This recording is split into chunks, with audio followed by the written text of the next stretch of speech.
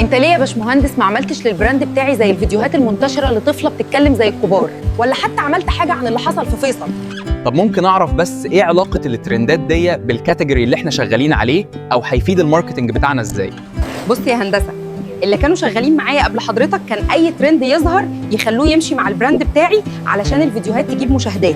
طب ده عظيم جدا، بس انا عارف ان البيدج بتستهدف تجار الجمله والموردين، فهل المشاهدات الكتير دي كلها كانت بتجيب رسائل او اوردرات؟ بصراحه لا، كلها مشاهدات كتير بالجمله، لكن مفيش ولا شغل جمله حد طلبه من البيدج بتاعت المصنع. المحتوى الترند ممكن يجيب مشاهدات بالملايين، لكن مش دايما بيجيب عملاء محتملين. ده بالعكس، ده ممكن سوء استخدامه يضر البراند بوزيشن بتاعك على السوشيال ميديا اكتر ما يفيدك.